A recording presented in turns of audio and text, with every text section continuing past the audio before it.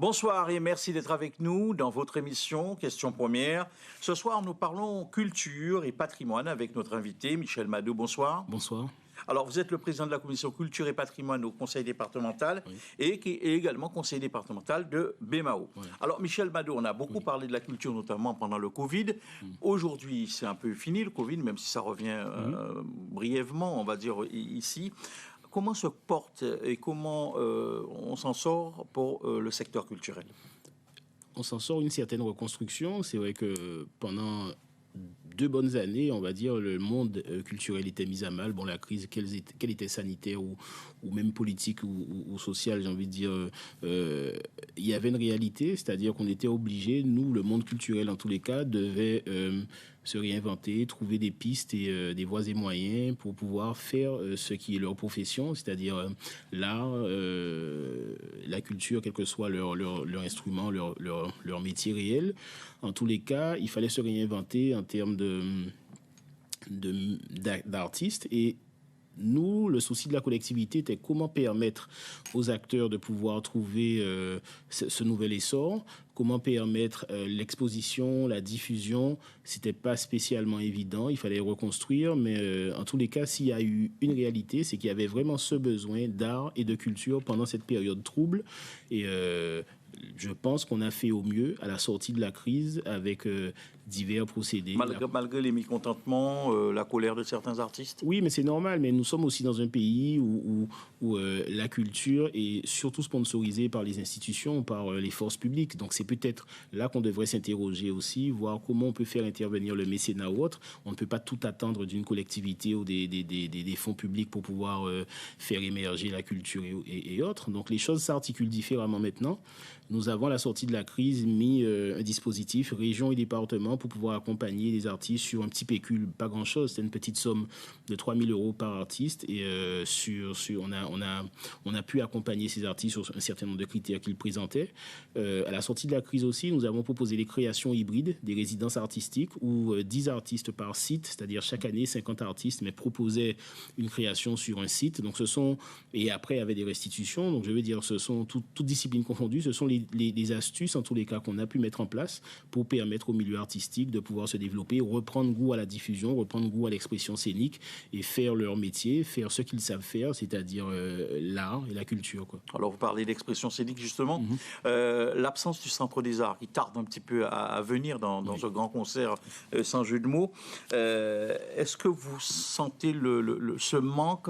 En tout cas, c'est un manque exprimé par les artistes. Oui, mais alors moi, je m'émeus un peu de savoir que c'est un manque qui est remarqué depuis 3 ans à peu près. Où le Centre des Arts, ça fait quand même, j'ai envie de dire, un peu plus de 10 ans qu'il est fermé. Donc c'est un manque qui normalement aurait dû être manifesté, en tous les cas déploré depuis plus longtemps.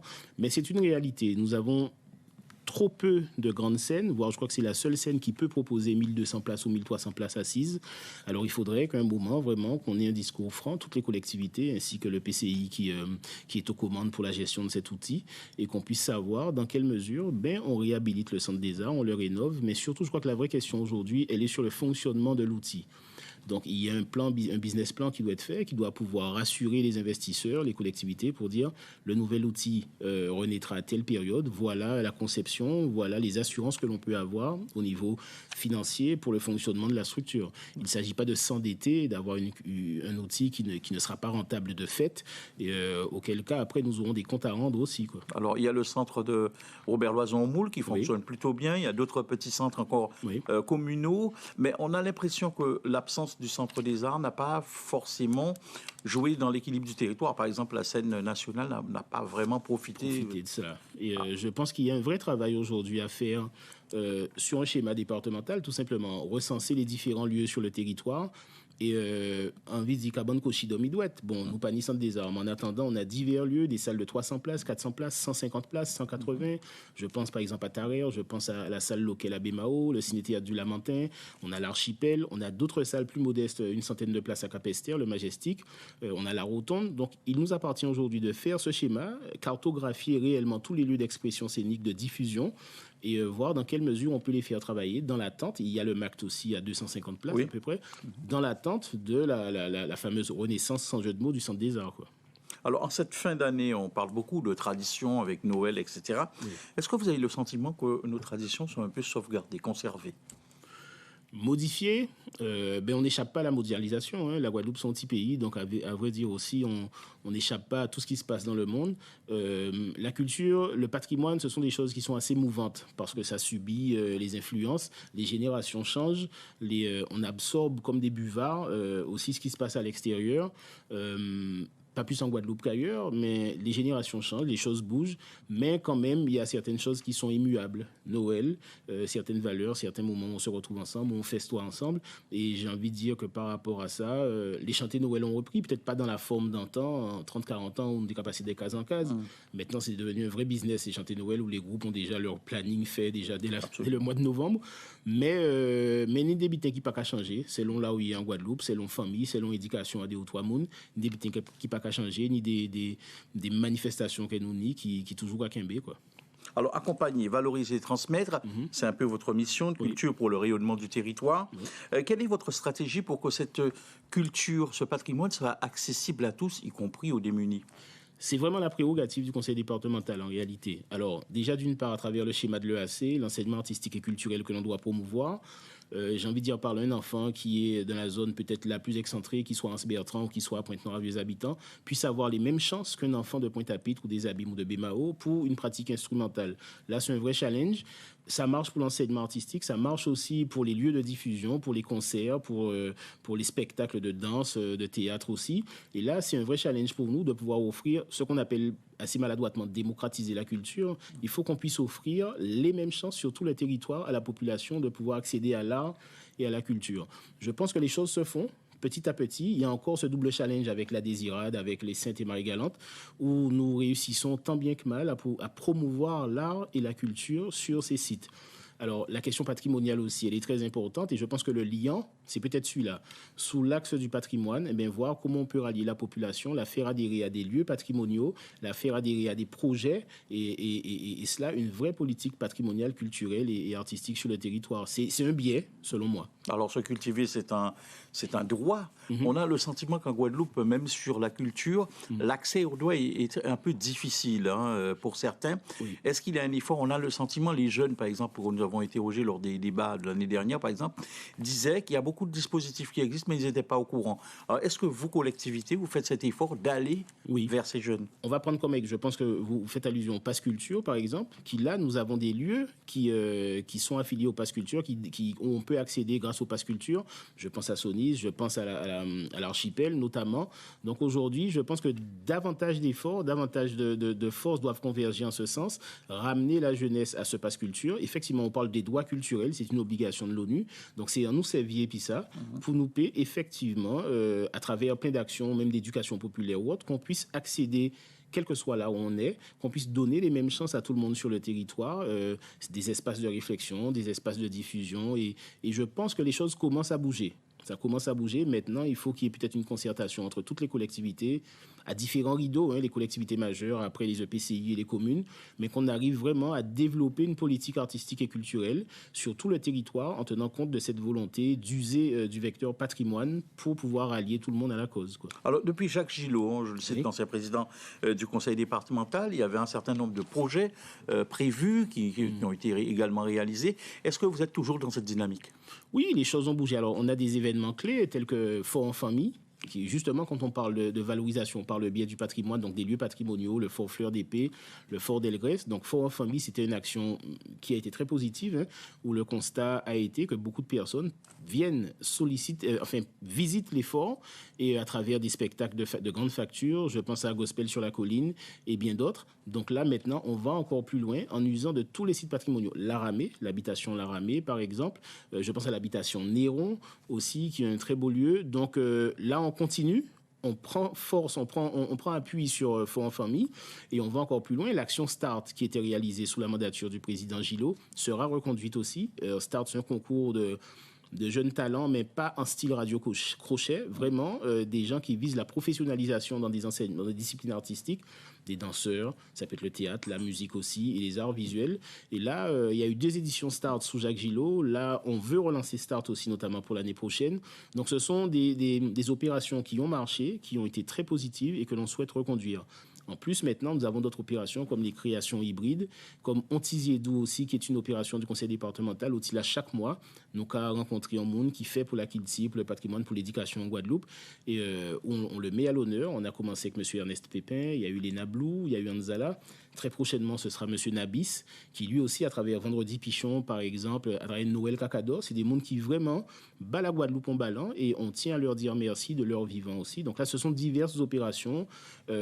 Éventuellement aussi, maintenant, on a en tête de pouvoir se déplacer sur les Saintes, sur Marie-Galante et sur la Désirade. Décentraliser un peu. Décentraliser vraiment. C'est dans cet esprit qu'on avait fait au mois d'août une série de projections du film Al de Christian Lara, où nous sommes allés dans différentes villes pour présenter en projection gratuite en plein air ce film. Donc là aussi bien le cinéma, le théâtre, la danse, la musique, nous avons cette volonté d'aller sur tous les territoires. Alors, l'économiste Alain Morin a parlé à un certain moment d'industrie touristique en Guadeloupe. Ouais. Alors, comment vous concevez cette notion et quelle suite pouvez-vous donner à cette notion, vous, au conseil départemental? Il faut pour cela, donc c'est toute une chaîne. L'industrie culturelle et créative, effectivement, c'est le combat d'Alain Morin. C'est quelque chose qui doit se construire, mais pas de manière hors sol. Alors, on doit familiariser le plus jeune à la chose artistique, la chose culturelle. Les choses commencent à bouger. Aujourd'hui, je sais qu'il y a 30 ans, à peu près, quand un jeune disait à ses parents qu'il part faire de la musique ou de la danse, et voilà, c'était plutôt mal vu, il y avait certaines appréhensions. Aujourd'hui, tout naturellement, on découvre qu'il y a des jeunes qui font de la musique leur métier, qui font du théâtre, qui font du cinéma, qui font de l'art visuel, des gens qui ont fait des écoles d'art. Et c'est tout naturellement qu'aujourd'hui, un homme est un chef de famille grâce aujourd'hui à ses activités artistiques. Donc les choses commencent à bouger. Maintenant, il y a toutes les industries parallèles, les économies parallèles qui doivent être faites par rapport à la culture et à l'art, les métiers satellites. Les choses commencent à bouger, ça commence à s'organiser, mais c'est quelque chose qui ne peut pas être piloté, drivé uniquement par une collectivité. Ça doit être une vraie volonté collective, et là je pense que les choses se mettent en place, assez lentement, j'ai envie de dire, mais elles se mettent en place, et notamment à travers des résidences, notamment à travers la volonté de valoriser l'action d'un tel ou d'un tel. Non seulement on accompagne dans la diffusion, dans la création, mais on accompagne aussi dans l'export des œuvres. Et je pense que les choses s'articulent maintenant. Et d'année en année, cette mandature, en tous les cas, est beaucoup plus à l'aise et fonctionne encore mieux, quoi. Alors, il y a cette notion de tourisme culturel, tourisme de l'environnement, de la biodiversité. Alors, est-ce qu'au conseil départemental, quelle est votre stratégie, j'ai envie de dire? Et est-ce que vous avez pris en compte ces notions, ce genre de volets? Complètement. Et le champ d'action est tellement vaste. C'est-à-dire qu'il y a le tourisme mémoriel, aussi, à travers les différents lieux de mémoire qu'on a, le tourisme patrimonial, c'est-à-dire, et là je pense à Carrefour par exemple, où on a une opération justement au conseil départemental, un vrai projet qui arrive à sa finalisation, où on relie tous les forts de la Caraïbe. Donc nous avons Saint-Kitts, Antigua, Porto Rico, Saint-Martin, Saint-Barth, nous avons Haïti, Cuba aussi, et les 2 forts de Guadeloupe que sont le fort Fleur d'Épée et le fort d'Elgrès. Et là nous avons relié tous ces forts entre eux, et il y a un vrai projet de tourisme culturel et touristique. Maintenant, il s'agit de vendre à différents tours opérateurs, différents croisiéristes, de vendre ce circuit des forts de la Caraïbe. Au-delà de ces visites réelles, maintenant, numériser tous les contenus, avoir des vrais projets pédagogiques, lier maintenant les différents pays, quelque part, lier les différents forts avec un vrai projet, une vraie numérisation des forts pour que même sur le net, ce soit visible et quel que soit là où il y a ces globes-là, ou qu'ils savent que nous, circuit, ni tel fort en Guadeloupe, ni tel le fort d'Elgrès, Caquiadan, El Moro à Porto Rico, Nelson Yard d'Antigua. Et je pense que là, ce projet, à double titre qu'il est intéressant, parce qu'on montre comment on arrive à allier patrimoine, histoire, le legs de la période esclavagiste ou coloniale, et en même temps, on arrive à en faire un vrai business pour nos îles. Ça, c'est un projet qui arrive à souder toutes les îles de la Caraïbe entre elles, et je pense qu'au-delà de la politique mémorielle, patrimoniale, on a cette politique aussi maintenant archéologique que l'on veut accélérer. Je prends comme exemple le musée Edgar Clair. Il expose actuellement 2% seulement de toutes les trouvailles en Guadeloupe. Quand on dit ça, ça demande à être agrandi. Comment vous envisagez tout ça? Alors, il y a un vrai projet scientifique et culturel qui est mené aujourd'hui, qui devrait être présenté en 2024, avec une extension du site, une création d'un autre pôle aussi. On aura davantage d'espace pour la présentation des trouvailles en Guadeloupe, quoi. Alors, vous disiez tout à l'heure qu'une seule collectivité ne pouvait pas porter toutes les demandes, enfin répondre à toutes les demandes du monde artistique, du secteur artistique, du patrimoine. Quelles sont vos relations avec la région ? Quand on sait que ce n'est pas un secret de polichinelle, il y a une friction entre les deux présidents, c'est quelquefois visible. À travers ce contrat de gouvernance partagée, est-ce que ça fonctionne bien au niveau de la culture, par exemple? Alors, il y a un peu plus neutre que la politique politicienne. Alors, pas du tout. Alors, peut-être on a la chance aujourd'hui d'avoir la culture, que ce soit au département ou à la région, deux personnes sensibles à la chose, M. Nelson et moi-même. J'ai envie de dire que très tôt, alors au-delà du contrat de convergence, le contrat de gouvernance partagée, nous avons très tôt fonctionné en bilatéral. Et je crois qu'aujourd'hui, toutes les collectivités, au-delà de régions et départements, toutes les collectivités doivent travailler ensemble pour la chose culturelle, mais comme bien d'autres projets, on peut parler de solidarité aussi avec les différents CCAS, l'aide sociale du conseil départemental et même d'autres actions que promeut aussi la région. Il faut qu'aujourd'hui, le rôle du politique, c'est pour ça que, à la limite, je suis très étranger aux différentes frictions entre les exécutifs, parce que dans l'action, on a tout intérêt à travailler ensemble. Et à ce jour, en tous les cas, pour la culture, les choses se font bien. On va prendre comme exemple la lecture publique, qui est notre prérogative au département avec les bibliothèques. Et quand on voit un pays comme la Guadeloupe, où il y a un tel taux d'illettrisme chez les plus jeunes, on a tout intérêt à travailler, à vraiment développer une vraie stratégie sur la lecture publique avec les bibliothèques, les différentes écoles, avoir ce réseau de bibliothèques, la MECA par exemple, la bibliothèque départementale, où tout le monde peut profiter de nos trouvailles et que chaque enfant de Guadeloupe puisse lire aisément. Eh bien, on travaille en parfaite symbiose avec la région qui, elle, a cette idée de salon du livre, d'industrie du livre, où nous, on est sur la diffusion, on est sur ce combat pour la lecture, ce combat pour la lecture publique et l'écriture. À dans pays, au-il a nous tellement belle plume qu'on Maryse Condé, Ernest Pépin et bien d'autres, eh bien, on se doit d'avoir cette action. Maintenant, la région, elle, vient en renfort avec sa stratégie du salon. Alors, vous êtes un homme de culture, vous êtes artiste, oui. Mais vous êtes également un homme politique, vous êtes un élu de BMAO sur le volet politique. Alors, quelles sont les ambitions de Michel Madeau? On lui prête des ambitions, par exemple, pour les municipales de 2026. C'est plutôt vrai ou c'est plutôt faux? On me les prête ou est-ce que moi je me les prête? Non, je pense que il y a deux verbes qui sont bien distincts, le dire et le faire. Oui. Et c'est vrai qu'à ce jour, j'ai pris un engagement avec Mme Polifonte, Mme le maire, depuis 2020, et je tiens mon engagement à ses côtés pour cette mandature, parce qu'effectivement, il y a des choses à faire, il y a des actions à mener, et je m'inscris plutôt dans le faire que dans le dire. Maintenant, le temps de la campagne, je le distingue bien du temps de l'action politique. Ah, vous vous sentez pas prêt, c'est ça? Je distingue le temps de la campagne du temps politique. Vous ne vous sentez pas prêt? Les opportunités, après, si elles viennent, il faut les saisir. Et puis, un engagement politique n'est jamais personnel. Enfin, moi, je ne le conçois pas ainsi. C'est surtout par rapport à une action que l'on veut faire. C'est un combat, entre guillemets, que l'on veut mener pour son pays, une certaine idéologie. Donc, ce n'est jamais quelque chose de personnel. Et en tous les cas, pour aujourd'hui, à l'instant où je parle, je suis tellement la tête dans le guidon pour travailler pour ma commune et la Guadeloupe, mon pays, que je ne me pose pas cette question de 2026. Alors, c'est un peu difficile pour vous, vous êtes membre de la majorité de ce contrat de politique partagée entre les deux collectivités. Il faut être soit chalusien, soit losbarien. Non, j'ai réglé ce problème, je suis guadeloupéen. Oui, mais en fait. Non, mais sincèrement, c'est pas de la langue de bois. C'est-à-dire que, en fait, c'est là justement, je suis tellement plus à l'aise pour dire que c'est pas un souci pour moi. À BMAO, je travaille dans la majorité dans laquelle appartient Henri Chalus. Je suis dans la majorité du président Losbar au département. Et moi, j'observe que ça fonctionne bien entre nous trois, j'ai envie de dire. Donc, à la limite, les frustrations, les inquiétudes des autres, je regarde au loin. Si Henri Chalus se présente, par exemple, à BMAO en 2026, vous serez avec lui? Nous sommes en 2023. Ah, 26, pardon. Non, mais là, nous sommes en 2023. Oui, donc s'il se présente en 2026, pardon.